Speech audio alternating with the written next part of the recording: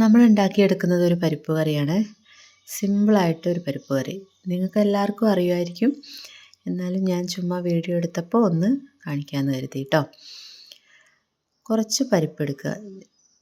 നിങ്ങളുടെ ആവശ്യത്തിന് പരിപ്പെടുക്കുക കേട്ടോ. ഞാൻ കുറച്ച് പരിപ്പാണ് എടുക്കുന്നത്. പെട്ടെന്ന് ഉണ്ടാക്കിയെടുക്കുക കേട്ടോ ഈ കറി.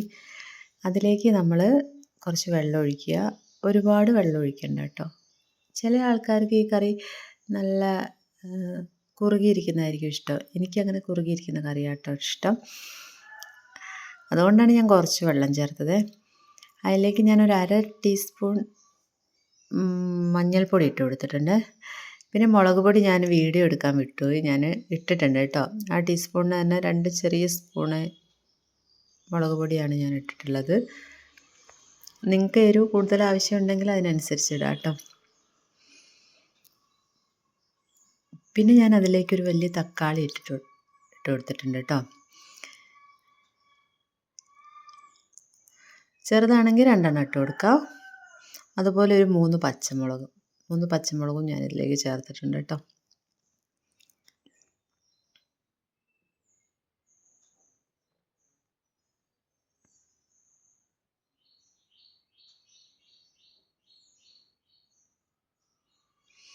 പിന്നെ ഒരു സവാള, ഒരു കുഞ്ഞി സവാളയുടെ കഷ്ണം ചേർത്താലും മതി. ആ ഒരു കുഞ്ഞി സവാളയുടെ പകുതി മാത്രമേ ഞാൻ ചേർത്തിട്ടുള്ളൂ കേട്ടോ. വേണമെങ്കിൽ അത് മുഴുവനായിട്ട് ചേർക്കാം. എനിക്ക് ഈ സവാളയുടെ ടേസ്റ്റ് അത്രയ്ക്ക് ഇഷ്ടമല്ല. പിന്നെ കുറച്ച് ഉപ്പ്, ആവശ്യത്തിന് ഉപ്പ്. ഞാൻ അതിന് ശേഷം കുറച്ച് വെളിച്ചെണ്ണ ഒഴിച്ചു കൊടുക്കുന്നുണ്ട് കേട്ടോ.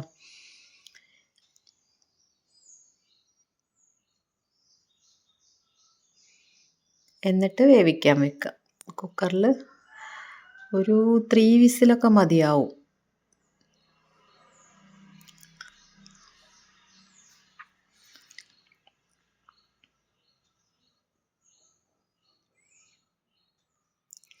വേവിക്കാൻ വെച്ചപ്പം ഞാനെന്താ കറിവേപ്പില പറിക്കാൻ പോയി കേട്ടോ. നമ്മളെ വീട്ടിൽ തന്നെയുള്ള ചെറിയൊരു മരമാണ്. ഇവിടെ ഒരുപാട് കറിവേപ്പിലയൊന്നും ഇല്ല. ഉള്ളത് കൊണ്ട് ഓണം പോലെ എന്ന് പറഞ്ഞ പോലെ ഞാൻ കുറച്ച് എന്നും ഇത്തിരി എടുക്കും.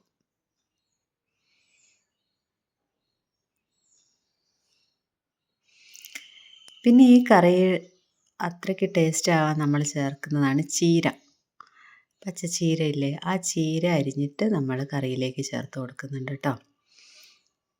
ഈ പരിപ്പ് വെന്തതിന് ശേഷം നമ്മളിതാ ആ ചീരയും കൂടെ അതിലേക്ക് ആഡ് ചെയ്തതിന് ശേഷം നമുക്ക് അത് ഒരു വിസിലടുപ്പിക്കുക കേട്ടോ. ഒറ്റ വിസിൽ വേണമെങ്കിൽ, അല്ലാതെ വേവിച്ചെടുത്താലും മതി.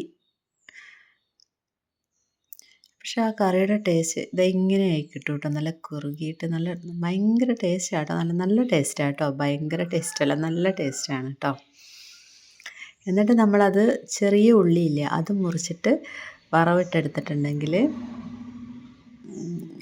അസാധ്യ ടേസ്റ്റാണ്. ചോറ് കഴിക്കാൻ ഇത് മാത്രം മതി കേട്ടോ. ഈ കുഞ്ഞുള്ളി അത്യാവശ്യം നന്നായിട്ട് എടുക്കുന്നത് നല്ലതാണ് കേട്ടോ. ഈ കറി കണ്ടില്ലേ, അസാധ്യ ടേസ്റ്റാണ് ഈ കറിക്ക് കേട്ടോ. സത്യമായിട്ടും ഞാൻ വെറുതെ പറയുകയല്ല.